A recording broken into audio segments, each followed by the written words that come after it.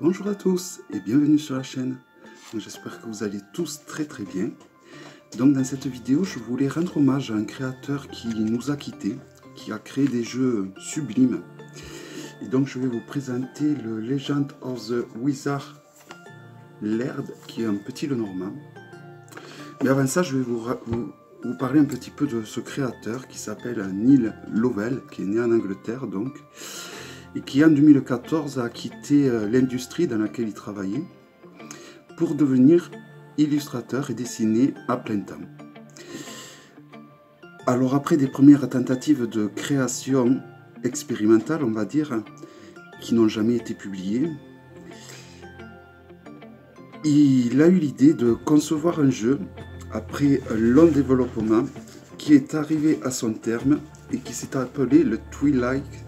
J'ai toujours eu du mal à dire ce jeu, le Twilight Tarot, en édition limitée, qui est arrivé donc en 2013. Donc je vous l'avais présenté par le passé. C'est un jeu un peu spécial. Donc il a les arcanes majeures qui suivent l'ordre du tarot de Marseille, pardon. Donc voici le dos. Donc il a des tranches dorées.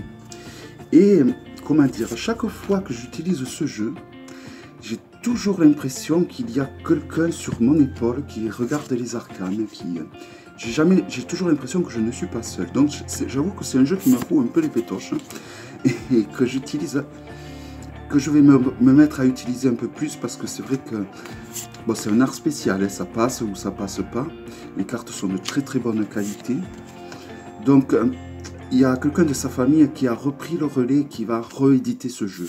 Bon, pour le moment, c'est pas encore d'actualité, mais pour ceux qui ont loupé donc l'achat de ce jeu, il faut savoir qu'il va ressortir dans les mois ou les années qui viennent.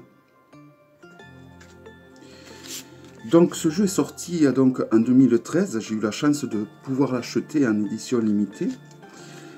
Et par la suite, sa passion l'a emporté et l'a fait connaître sur le système Lenormand, qu'il ne connaissait pas trop. Et donc il a eu envie de créer un jeu pour accompagner donc le Twilight Tarot. Un autre jeu que j'ai également, qui s'appelle le Malpertuis Lenormand.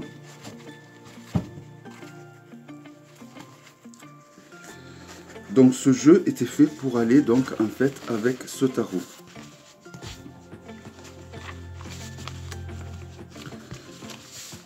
Donc c'est des jeux un petit peu sombres, mais voilà, c'est vrai que c'est des jeux qui ont quand même... bon, je trouve que c'est vraiment des jeux magnifiques. Hein. Donc il a un format petit Lenormand. Il a des tranches en cuivre. Donc c'est un jeu que j'ai pas mal utilisé, que j'ai surtout regardé. Mais je l'ai pas mal manipulé, vous voyez, et les tranches sont vraiment... On peut voir de tous les côtés, les tranches sont vraiment impeccables. Hein. Donc voilà, c'est un petit Lenormand traditionnel avec les cartes de cartomancie qui sont bien distinctes. Et bon, je le trouve vraiment de toute réussite. Donc malheureusement, Neil est décédé dans l'année 2018, au début du mois d'août. Un décès qui a été très soudain et qui a été une surprise de très mauvais goût pour toute sa famille et ses amis. Et donc c'est sa famille qui, en réglant ses affaires, a trouvé donc des projets qui n'avaient pas été encore publiés, dont le fameux Wizard Laird, que je vais vous présenter par la suite. Hop. Et alors, cette personne de sa famille, donc... elle a été en relation avec des anciens clients, avec la communauté du tarot. Et donc, c'est grâce à ces échanges qu'elle a pris la décision donc, de refaire revivre ses plus belles œuvres.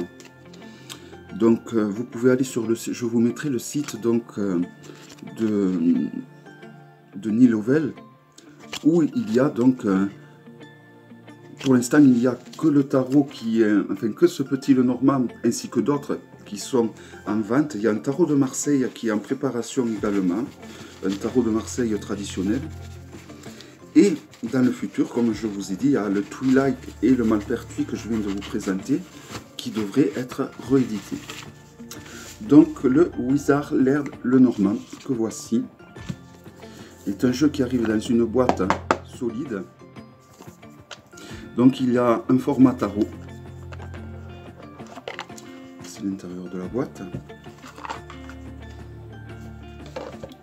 Si on compare les cartes, donc un Grimaud, c'est la même grosseur. Hein. Vous voyez, elles sont même un peu plus grandes que le Grimaud, un peu plus larges. Donc il y a un gamebook qui est livré avec. Donc de tous les jeux qu'il a créés, c'est ce petit Lenormand qui est le plus sombre, le plus dark, on va dire. Donc c'est un gamebook qui est évidemment entièrement en anglais. Hein. Donc je ne vais, comme d'habitude, je ne vais pas m'étendre sur le sujet.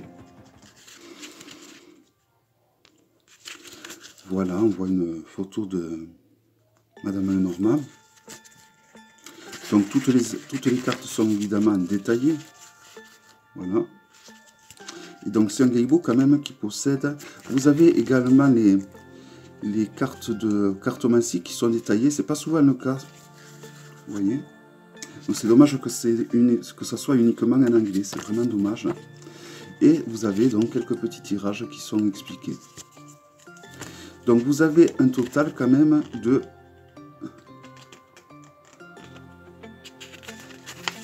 Alors comme c'est un chiffre romain, ça ne va pas m'aider. Vous avez quand même 40 pages. 50 pages. Donc un sacré gamebook quand même, voilà, tout joli.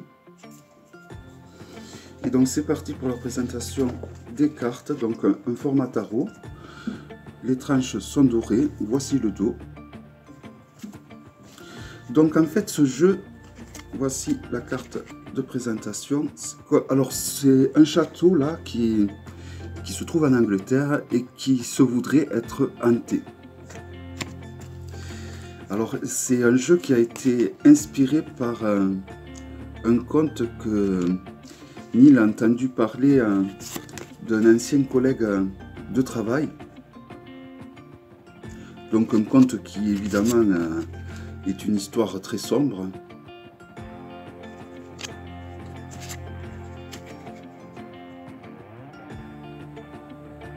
Et il a décidé d'en faire un jeu. Et qui est donc au final le jeu le plus sombre qu'il a créé. Et je trouve qu'il va très bien avec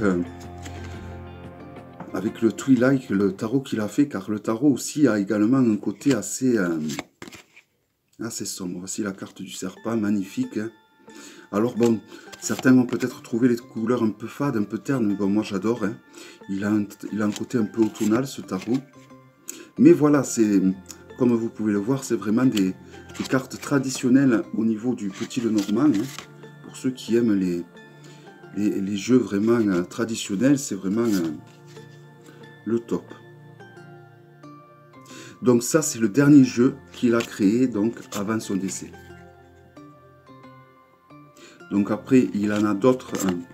Donc comme je vous ai dit, le fameux tarot de Marseille, qui est vraiment un tarot de Marseille, qui va voir le jour prochainement, je pense. Donc voilà, donc moi j'ai vraiment la chance d'avoir son premier tarot, le Twilight, qui est vraiment... c'est vraiment une belle expérience de tirer les cartes avec ce tarot. Vraiment, le jour où il sortira, je vous conseille vraiment de vous y jeter dessus. Si vous aimez travailler de façon intuitive, ou travailler même votre médiumnité, ou...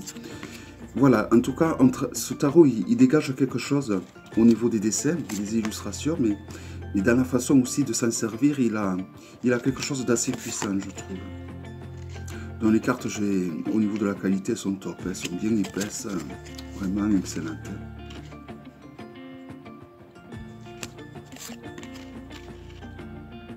Donc il faut savoir que ça c'est un format tarot, mais vous pouvez avoir également le même format que le Malpertuis que je vous ai présenté en début de vidéo.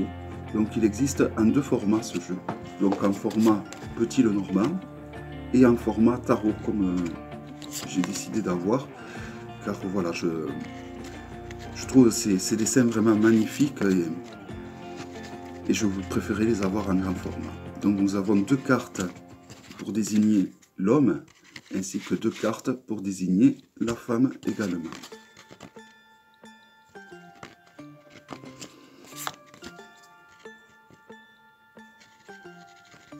Voilà, donc c'est dommage que cette personne a quitté le monde du tarot, car c'était quelqu'un de très prometteur au niveau de